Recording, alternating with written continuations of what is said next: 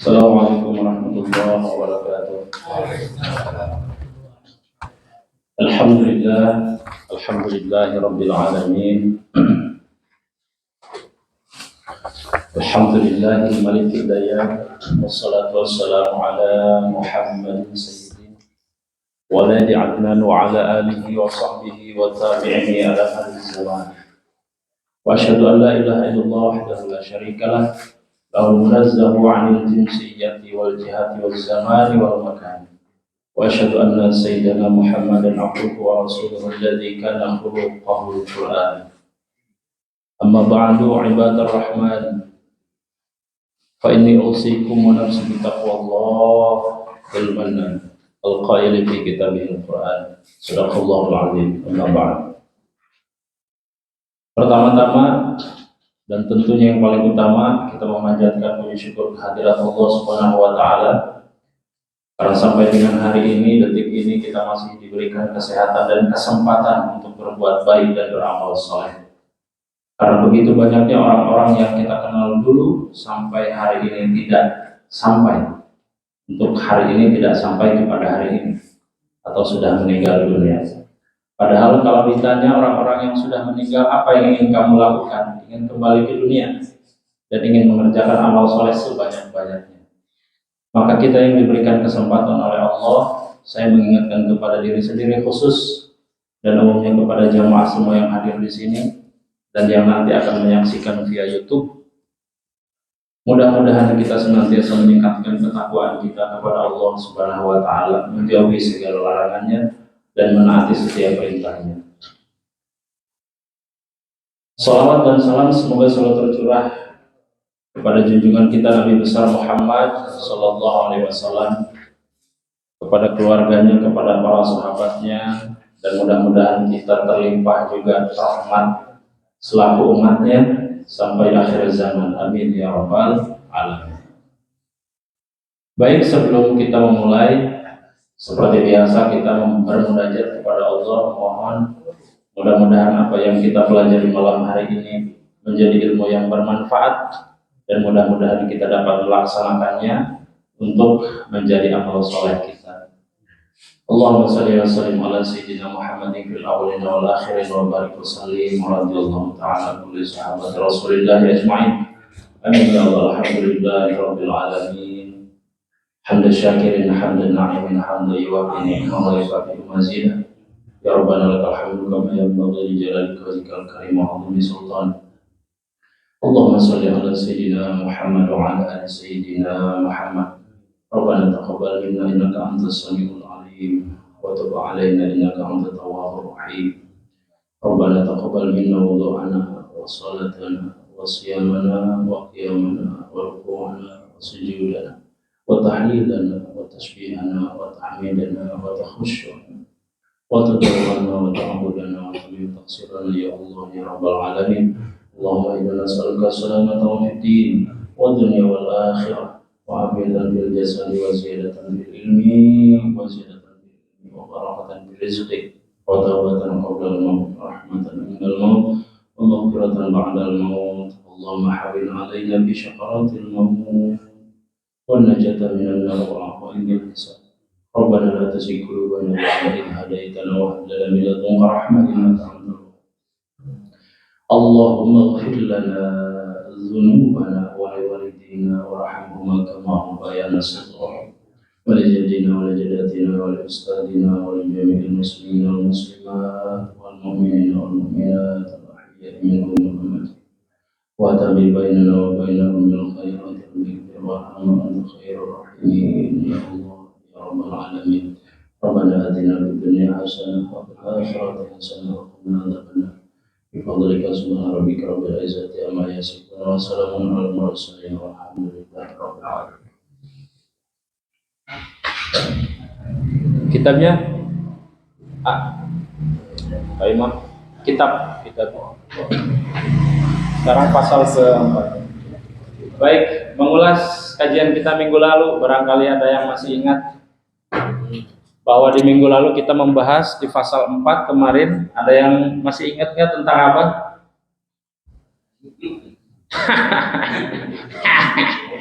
Tentang Arihal nafsaka, ariha nafsaka, ya, tentang mengistirahatkan sejenak hati kita, pikiran kita dari dunia. Karena memang dunia itu kalau tidak dikontrol akan menguasai diri, begitu ya.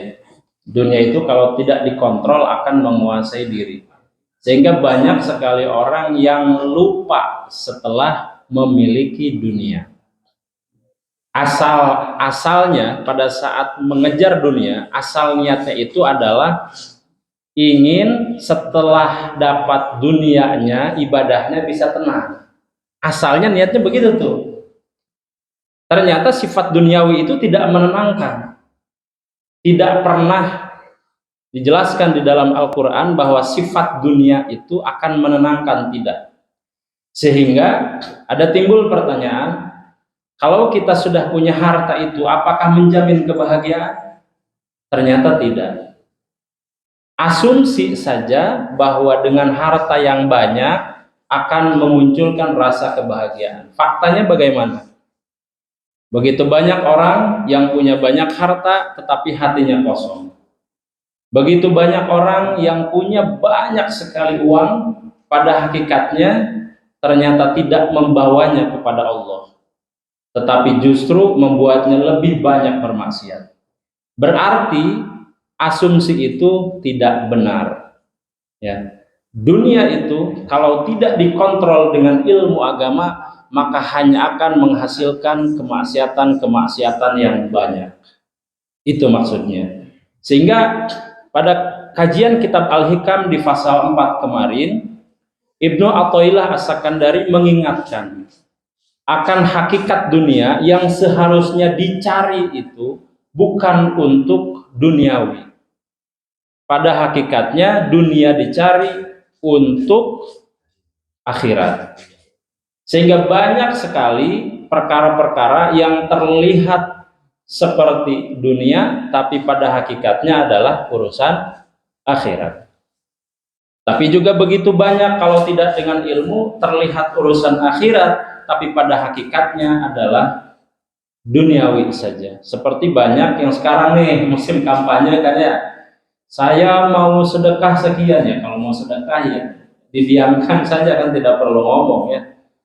Tapi itu urusan akhirat, terlihat urusan akhirat, tetapi hakikatnya adalah hanya urusan duniawi saja. Banyak sekali itu sekarang. Nah, maka kajian kitab ini mengingatkan, menyadarkan kita kembali akan hakikat dunia yang seharusnya dicari bukan hanya untuk tujuan dunia saja, tetapi untuk tujuan akhirat. Nah, di minggu lalu itu kesimpulannya. Minggu ini kita belajar lanjutannya. Nah, masih dengan runtutan atau rentetan dari kajian minggu kemarin. Baik, boleh dibuka kitabnya, itu di pasal 5 sekarang. Ada yang bisa membacakan, Pak? Mangga, Pak Haji. Arabnya, Pak Ustaz. Sok. Ijtihad. Ijtihad kafima tuminallah. Fatafsiru kafima turibaminka dalilun ala mimasi al-basiratin minka. Kesungguhanmu untuk mengajar apa yang sudah mengejar.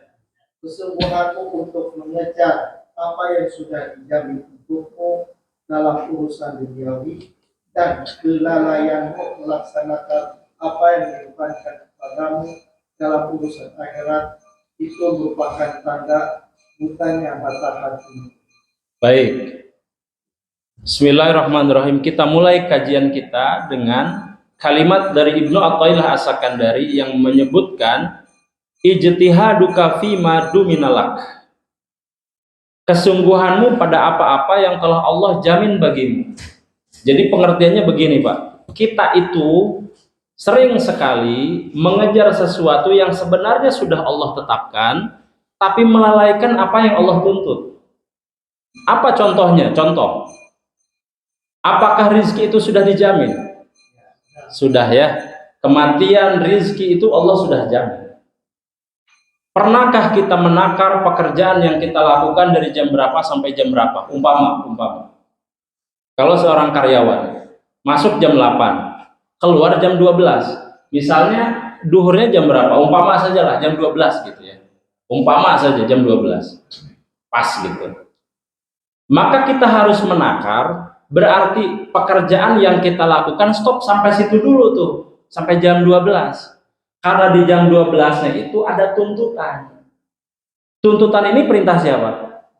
Perintah Allah. Sekarang bekerja itu perintah siapa? Perintah Allah juga. Dua-duanya ini adalah perintah Allah. Tetapi begitu banyak orang, kata As-Sakandari, Ibnu Athaillah As-Sakandari, begitu banyak orang yang seperti tidak yakin atas rezeki yang Allah telah kasih. Apa buktinya? Adzan berkumandangnya lewat saja. Seperti seolah-olah tidak yakin atas rezekinya.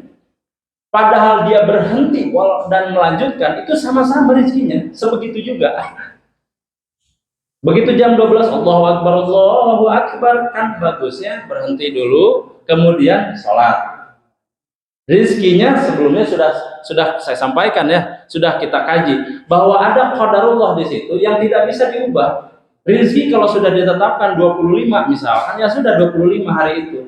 Kenapa harus ngotot sampai pengen banyak gitu? Begitu ya.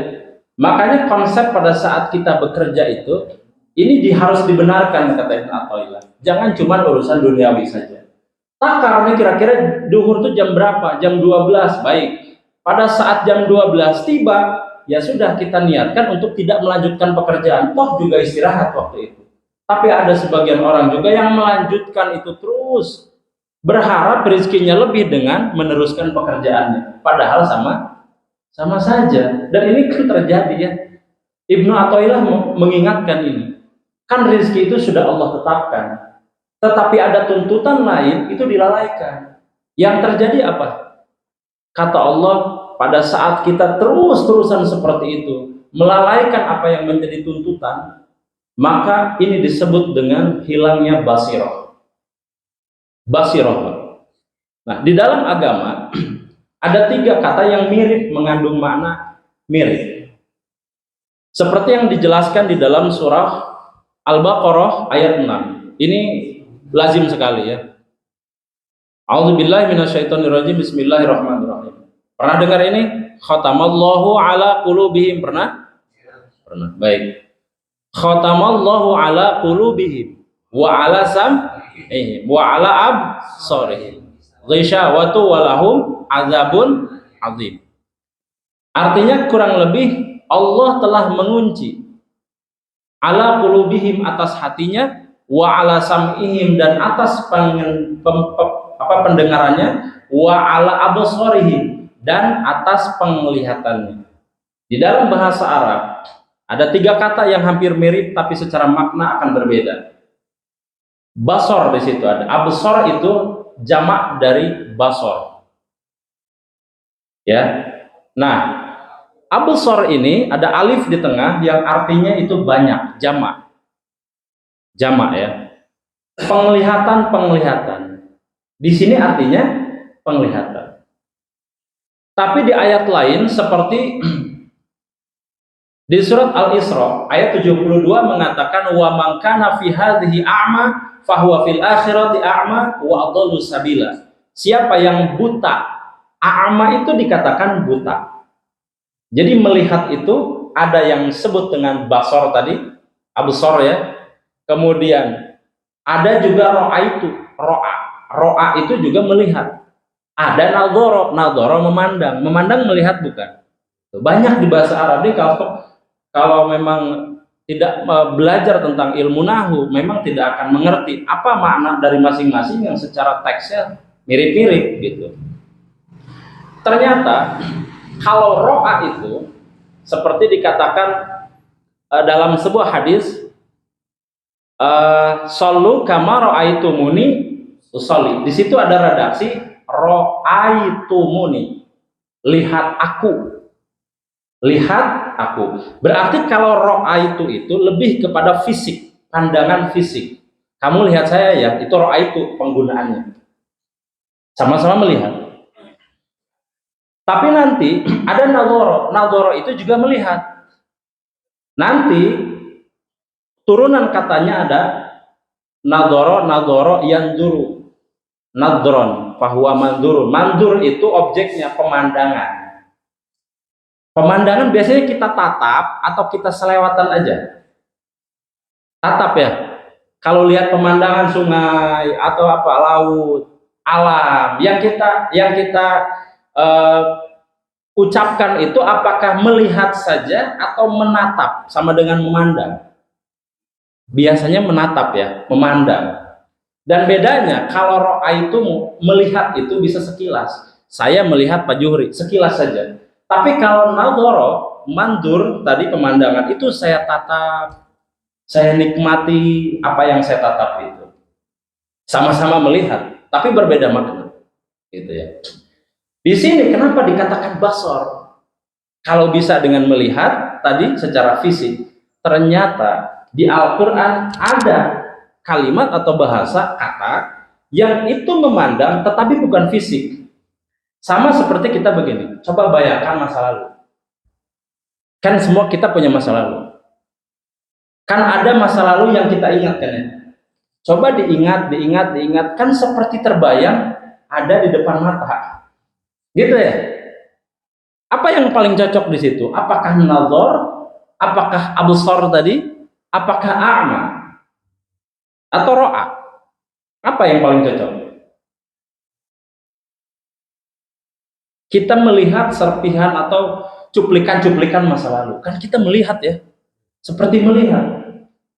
Nah itu melihat itu pakai bahasa yang mana? Nazar kah? Ro'a kah? Apa absar? Atau a'ma tadi? Ada 4. Iya, menatap, ada nadhar berarti.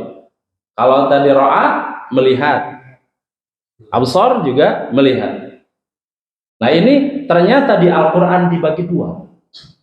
Ingat ya, di Al-Quran ini dibagi 2. Ada yang penglihatan dalam bentuk fisik oleh mata, ada yang ternyata dalam bentuk non-fisik. Dalam bahasa Al-Quran ada yang disebut dengan mata hati. Mata hati di Al-Quran diistilahkan dengan a'ma. Padahal ini secara kias ya, secara kiasan. Padahal kita tahu apakah hati punya mata? Nggak ada kan ya? Hati nggak ada matanya. Tapi di Al-Quran sendiri disebutkan a'ma itu adalah mata hati kalau kita nurani. Kalau kita dikembangkan lagi namanya nurani. Perasaan. Bisa seolah-olah melihat sesuatu tapi tidak fisik gitu. Kalau kita melihat, saya melihat Pak Imam, saya melihat semua jamaah. Tapi mata hati itu gimana coba bentuk matanya? Maka kemudian karena ada 2 tadi, ada yang sifatnya fisik, ada yang sifatnya non fisik, maka Al-Quran membagi itu menjadi 2 bagian. Kalau ro'a tadi itu masuk kepada fisik, melihat saya, melihat Pak Darusman, melihat Bapak, melihat jamaah semua. Ro'a tadi cocok digunakan untuk itu. Tapi pada saat mata hati saya melihat sesuatu, melihat apa? Ada yang dibahas di kitab ini, salah satunya begini contohnya. Coba perhatikan, coba renungkan, coba tadaburi. Orang yang telah meninggal saat ini. Mereka yang pernah hidup di dunia dan pernah berinteraksi dengan kita, orang tua kita, barangkali ada yang sudah tidak ada, atau teman kita yang tadinya seperjuangan sama kita, sagulang sageleng bahasanya, atau tetangga atau siapapun yang pernah hidup dengan kita, berinteraksi dengan kita, kemudian mereka meninggalkan kita lebih dulu. Pertanyaan sederhana, yang sudah meninggalkan kita sekarang, yang sudah ada di alam kubur itu sedang apa? Pernah begitu nggak? Sedang apa? Kondisinya bagaimana? Apa yang dia rasakan? Terus kehidupannya juga seperti apa? Pernah nggak berpikir ke sana? Pernah hidup sama kita, Berarti kalau kita berpikir, kalau kita ngaji, kalau kita menghidupkan hati kita, kita akan bertanya, dia pernah hidup juga seperti kita. Berarti kita pun akan seperti dia. Hati yang hidup akan mempertanyakan seperti itu. Kata Ibnu Athaillah As-Sakandari, kalau kita mengingat sesuatu atau kita melihat sesuatu, memperhatikan sesuatu, kemudian muncul hikmah yang kemudian itu mengingatkan kita akan Allah, maka ini yang disebut dengan basiroh. Basiroh itu adalah melihat sesuatu yang tidak kasat mata. Gitu. Ya. Allah tadi yang saya sebutkan itu mengunci hati orang-orang yang tidak beriman kepada Allah dengan cara apa? Dia mendengar tapi seolah-olah tidak mendengar. Artinya nasihat sebegitu banyak pun, siapapun orang yang ngomong itu nggak akan masuk. Seperti itu. Abu Sorihim juga sama. Ada tetangga kita yang meninggal, itu tidak menjadi pelajaran ke kita untuk beramal soleh. Maka ini yang Allah katakan khatamallahu ala qulubihim. Kalau demikian caranya, maka aku akan mengunci hatimu sedemikian kuat, sehingga apapun bentuk nasihat yang Allah berikan, baik itu melalui lisan, baik itu melalui alam semesta ataupun kejadian kematian, Allah tidak akan membuka hatinya, alias Allah pun kunci. Padahal kalau Allah kunci, itu bahaya sekali Pak itu. Bahaya sekali. Kalau Allah sudah mengunci hati, tadi pagi saya baca Pak itu di Detik ya. Ada orang tua yang usianya sudah 60 tahun, punten bisa. Itu masih suka punten apa? Yang salah. Yang kencan online itu Pak. Pernah dengar ya? Bukan Pak, bukan game online. Jadi saya nyewa, jadi masuk ke panti pijat plus. 60 tahun Pak, bayangkan, 60 tahun. Masuk ke panti pijat plus itu ternyata di dalamnya bukan pijat, ada plusnya. Itu Pak. Dan pada saat punten, pada saat mau berhubungan badan, ini belum terjadi. Belum terjadi. Baru buka baju. Apa yang terjadi? Meninggal. Sakit jantung, mendengkur, ya kan, jantung itu mendengkur kemudian meninggal. Pak, bayangkan itu. Usia 60 tahun. Yang seharusnya kita sudah bahas di minggu-minggu sebelumnya. Masuk ke wilayah yang namanya makom tajrid. Mikirnya harusnya akhirat. Ini sudah sebentar lagi mau qaid gitu ya. Masih mikirin duniawi. Gitu. Masuk ke panti pijat. Dan saya beberapa kali melihat di Detik itu kok orang tuh ternyata menjadi pelajaran bagi kita yang hidup dan mengaji. Ini kalau tidak mengaji dan tidak sadar kita akan maut itu datang kapan saja. Ya selewatan ini Pak bahasan ini. Makanya mengingatkan terkhusus kepada diri saya sendiri. Kematian itu akan datang setiap saat. Bayangkan kalau seperti itu Pak. Ini kan suul khotimah ya.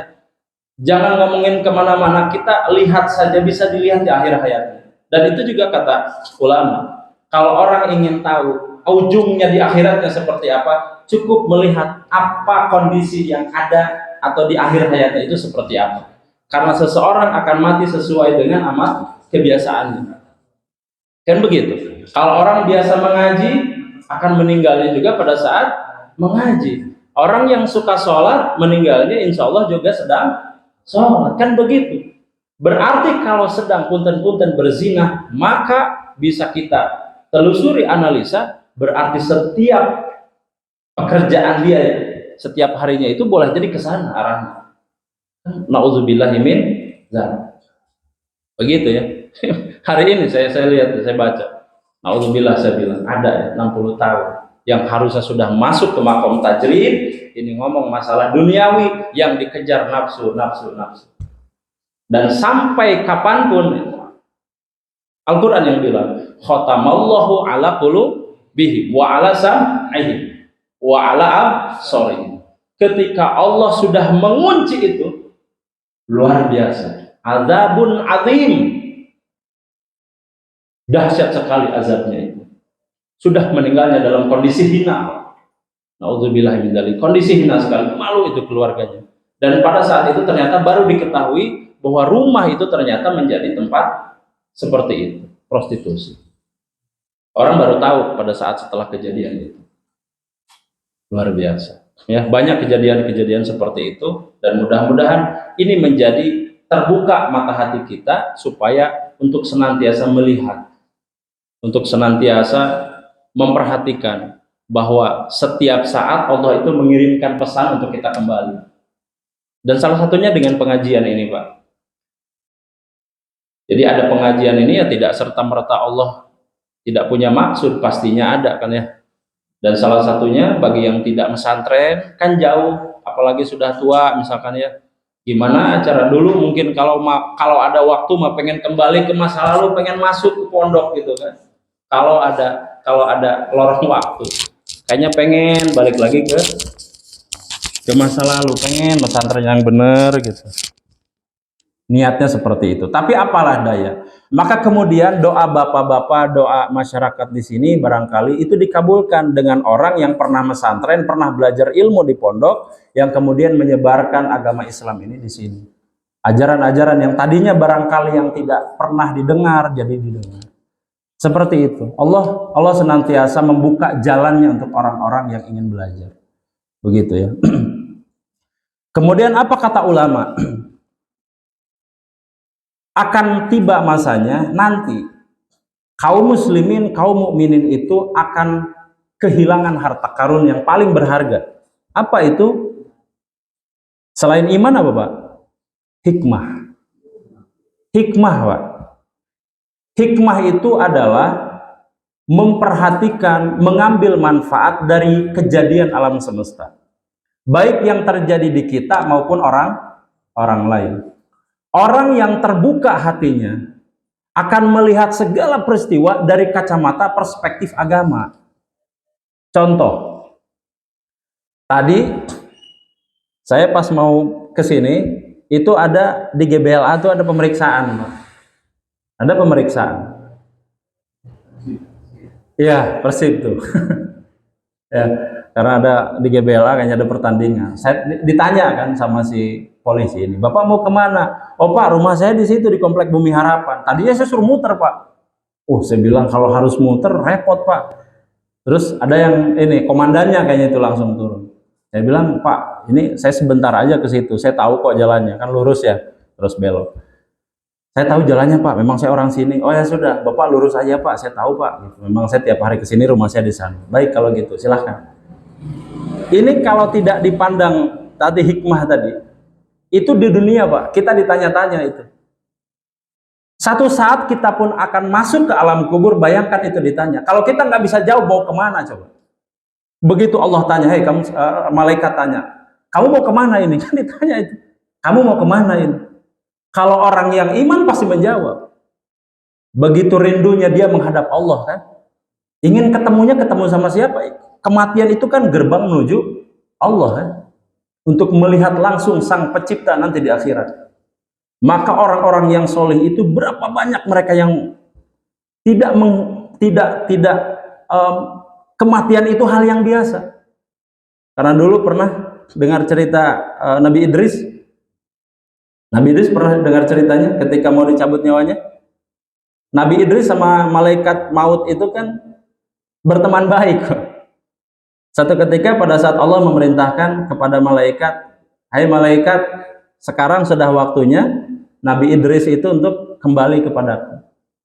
Saking ininya, saking CS-nya gitu sama malaikat, itu agak enggan gitu. Itu kan sahabat saya ya Allah gitu. Udahlah orang lain aja. Ini kan tugas kamu. Akhirnya dikasih tahulah gitu kan. Nah ini pertanyaannya nyeleneh tapi benar. Ini logikanya benar gitu. Katanya begini. Ini kalau belum pernah dengar ya. Begitu datang ditanya gitu kan sama Nabi Idris, kamu mau ke sini mau ngapain? Mau nyebut nyawa? Karena kamu waktunya sudah tiba. Nah, coba jawab dulu pertanyaan saya. Setelah itu kamu boleh gitu. Kalau memang terjawab, boleh untuk mencabut. Dijawablah sama si ini, sama Nabi Idris, bertanya gitu. Apakah Allah itu mencintaiku? Iya, mencintaimu. Apakah Allah itu menyayangiku? Ya, Allah menyayangimu. Kalau begitu, bagaimana bisa seseorang yang mencintai itu mengambil nyawa yang katanya sakit? Bagaimana mungkin seseorang yang mencintai kemudian menyakiti? So, bagaimana itu Pak logikanya? Benar nggak kira-kira? Kan dikatakan bahwa kematian itu sakit. Berarti menyakitkan kan ya? Kemudian Nabi Idris tanya, kalau memang Allah mencintaiku, kenapa Allah mewafatkan aku yang kemudian itu katanya rasanya sakit? Artinya Allah menyakiti aku. Gak bisa jawab nih malaikat. Iya ya benar ya. Allah katanya cinta, tapi kok menyakiti ya? Kematian itu kan menyakitkan. Kok bisa begitu ya? Gitu. Akhirnya laporanlah ke Allah. Oh begitu, kata Allah, senyum nih. Katakan sama Nabi Idris itu, orang yang mencintai itu, yang mencintaimu itu telah menunggu untuk bertemu denganmu. Beda tuh. Sehingga rasa nanti untuk bertemu itu menghilangkan semua penyakit, semua kesakitan itu. Menghilangkan semua kesakitan itu. Yang kemudian turun lagi, disampaikan itu, bahasa itu. Bahwa kamu apakah nggak mau gitu ketemu sama orang yang kamu cintai? Oh kalau begitu silakan. Jadi akhirnya rasa sakit itu terabaikan. Karena saking cintanya kepada Allah dan ingin bertemu, dan gerbang untuk pertemuan itu adalah kematian. Begitu, nggak mungkin, tidak ada sejarahnya, tidak ada dalam riwayat apapun untuk bertemu dengan Allah itu di manusia biasa ya, kecuali dengan Nabi kita ya, Nabi Muhammad SAW itu berbeda hal. Tapi pada umumnya orang tidak bisa bertemu dengan Allah itu kecuali dengan kematian. Makanya nanti di Isra Mi'raj, kisah ini nanti saya bawa ke Isra Mi'raj, dibawa nanti, menarik kisahnya. Satu orang yang tidak memerlukan kematian untuk langsung bertemu Allah hanya Nabi Muhammad SAW. Itu makanya menjadi fadilah terbesar ya di umat Islam. Baik, saya kembali ke bahasan kita. Jadi kematian itu adalah gerbang untuk kita menuju Allah. Maka kalau tadi saya cuma memahami persib saja Pak, itu kan sifatnya duniawi, tidak ada hikmah yang saya ambil. Karena kita berpandangannya adalah agama, oh saya bilang ya. Saya sambil merenung Pak, oh begini ya. Di dunia saja kita ditanya tujuan kita kemana. Apa yang mau kamu lakukan lewat itu? Jangan-jangan bawa sajam kan ya, senjata tajam, jadi rusuh di dalam, kan bisa begitu. Maka berarti tujuan kita itu akan ditanyakan. Tujuan, kemudian niat kita apa, melewat itu akan ditanyakan. Kalau saya mau lihat mana ada tiketnya enggak? Begitu juga dengan Allah. Stadion saja ada tiketnya Pak. Maka Allah memberikan tiket, maka disebut kunci. Kuncinya surga itu ada pada kalimat La ilaha illallah Muhammad Rasulullah. Itu kunci surga akan di situ. Nanti kan ditanya, kamu mau masuk surga ya? Ketika di alam kubur. Iya, kamu punya tiketnya enggak? Mana tiketnya? Tuh, sama Pak. Begitu. Begitu kita bisa mengucap la ilaha illallah, berarti Tuhan kamu siapa? Ya Tuhan saya, ya Tuhanku adalah Allah. Gitu. Kemudian ada tadi pertanyaan, kesana itu mau ngapain? Lewatnya lewat mana? Coba Pak.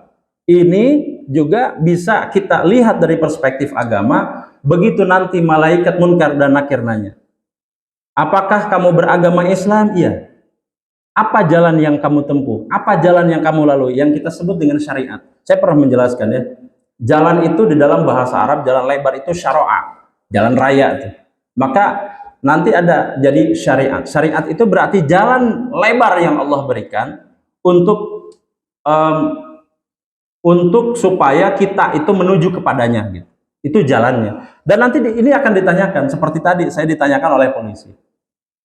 Ya, jadi mau kemana kamu akan ditanyakan, tujuannya apa, niatnya apa, semua akan ditanyakan. Dan begitu pun nanti kita di alam kubur, ditanyakan kamu apa, niatnya dulu bagaimana beragama Islam, apakah cuma karena orang tua saja, apakah karena kamu mau menikah dengan seseorang, semua itu akan ditanyakan niat kita. Itu baru di alam kubur, baru pemeriksaan pertama tuh Pak, sebelum ke gerbang GBLA-nya, baru di portalnya saja sudah ditanyakan sedemikian rupa. Maka ini menjadi wasilah, menjadi pembelajaran bagi kita semua. Begitu harus kita perhatikannya, apa yang kita lakukan, apa yang menjadi niat kita, itu harus betul-betul kita pastikan. Begitu ya. Nah, kemudian apalagi kata ulama hikmah-hikmah yang kita itu sering lupakan. Pernah nggak sesuatu yang kita tidak harapkan tapi ternyata dapat? Atau kebalikan, Mbak? Sesuatu yang kita harap-harapkan, kita kejar sedemikian rupa, tetapi tidak pernah kita dapat. Pernah? Gitu ya. Coba, apa hikmahnya buat kita itu? Apa hikmahnya coba? Padahal itu terjadi di kehidupan kita sehari-hari itu. Kalau kita tidak berpikir adanya, ini saya kemarin sudah bahas, ini saya bilang lanjutannya. Di minggu lalu saya sudah bahas tentang qadar yang tidak bisa ditembus. Begitu ya? Tidak bisa ditembus. Ikhtiar ada lingkarannya sendiri, qadar ada lingkarannya sendiri. Dua ini tidak bisa ditembus. Pada saat Allah sudah menentukan A, ya A. Pada saat Allah menentukan B, ya B. Maka pada saat apa yang kita inginkan tidak terwujud, atau yang kita tidak inginkan tapi kadang-kadang ada, berarti apa itu maknanya buat kita? Itu kita sendiri yang nanti bisa menjawab. Tetapi poinnya adalah di situ pasti ada hikmah dong. Benar ya? Dan hikmah itulah yang Allah katakan, jangan kamu menutup mata hatimu. Coba buka selebar-lebarnya. Barangkali di situ ada ayat-ayat kami dari Allah itu yang kira-kira bisa difahami sebagai cara untuk mendekatkan diri kepadaku, kata Allah. Boleh jadi kita mengejar-mengejar jabatan tidak dikabulkan. Misalnya ternyata jabatan kita pengen manajer misalkan gitu, tidak dikabulkan, hanya supervisor saja. Dan satu waktu kita mengetahui setelah beberapa tahun kemudian, oh kalau dulu saya jadi manajer kayaknya nggak bisa, saat ini saya nggak bisa jadi pengusaha. Ternyata itu untuk mendorong dia supaya keluar dari perusahaan dan akhirnya jadi pengusaha. Beberapa tahun kemudian baru kita memahami itu.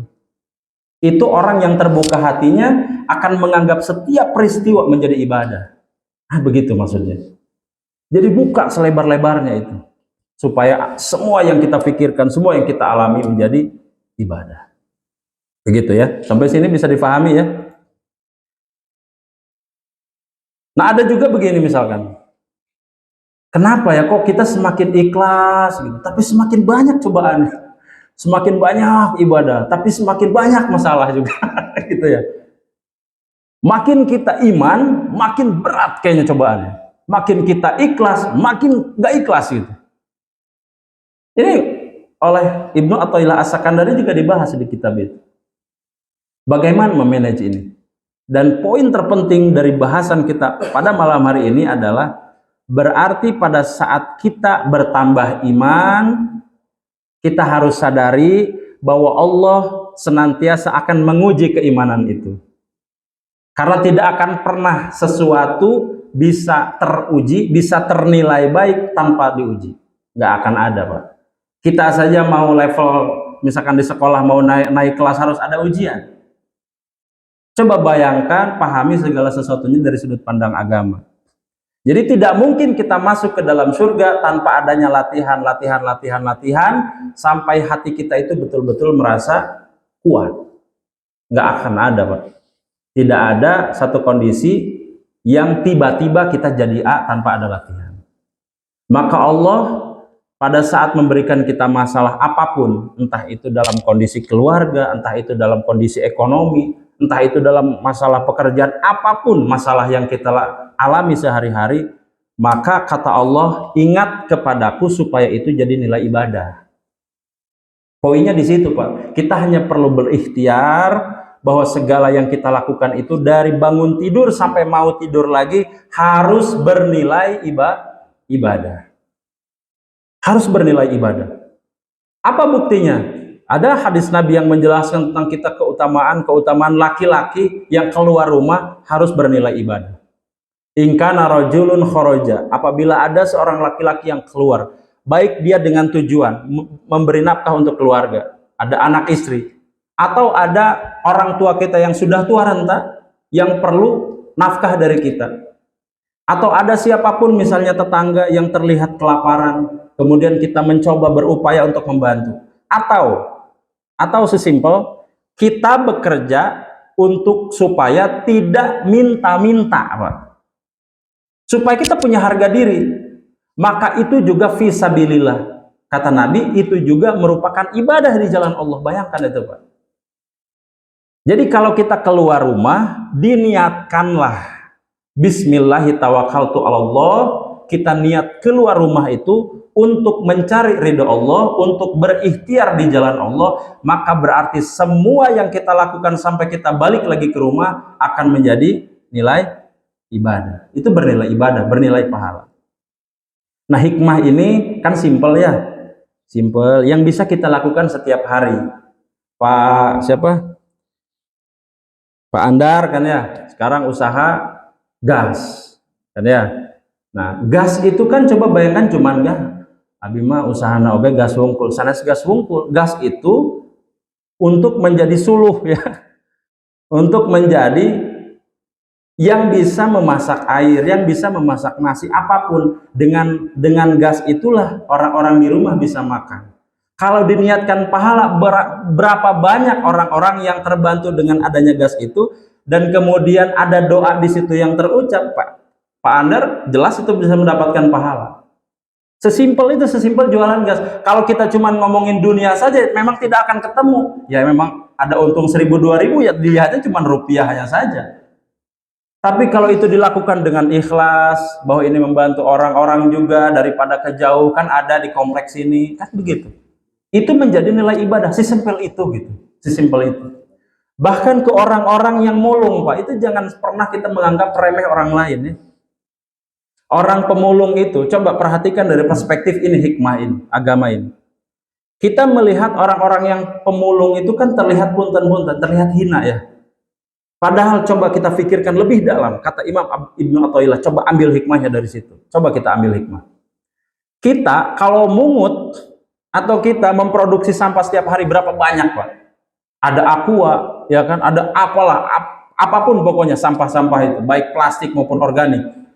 Kita kumpulkan setiap hari. Kalau tidak ada orang gitu kan yang memungut itu, Pak, itu kan tidak menjadi tanah kan? Kalau itu ditumpuk, itu akan menjadi polusi. Justru akan menjadi racun ke tanah tidak subur. Tapi orang-orang itu mengutin satu persatu. Dan ternyata mereka membantu tanah ini supaya lebih subur. Yang kemudian kalau subur bisa ditanami pisang. Bisa ditanami apa-apa yang kembali lagi manfaatnya kepada khalayak ramai. Sesimpel itu padahal, semulung aqua. Tetapi yang dilakukan olehnya ternyata bisa membantu bumi untuk menjadi lebih sehat. Bayangkan itu, Pak. Kalau sudah sesimpel itu kita bisa memahami alam ini atau memahami keadaan sekitar dengan lebih jernih, dengan pemahaman ilmu, maka yang terjadi adalah semua bernilai pahala. Ya, sekali lagi, jadikan apapun kehidupan yang kita lakukan, dari bangun tidur, kemudian sampai kepada tidur lagi, diniatkan harus berbuah pahala. Ngobrol, nanti kalau kita diniatkan dari pagi bernilai pahala, Pak, itu ngobrol kita atur supaya tidak menyakiti orang lain. Kalau kita bergaul, hati-hati. Kalau kita bekerja, kita hati-hati makan itu. Karena sudah niat kita adalah ingin betul-betul ibadah. Akan beda, Pak, nilainya. Sampai sini paham ya? Baik, terima kasih sudah menunjukkan 8:30 lewat ya. Mudah-mudahan apa yang kita pelajari hari ini bisa bermanfaat dan menjadi amal soleh kita untuk menjadi saksi bahwa kita pernah belajar agama.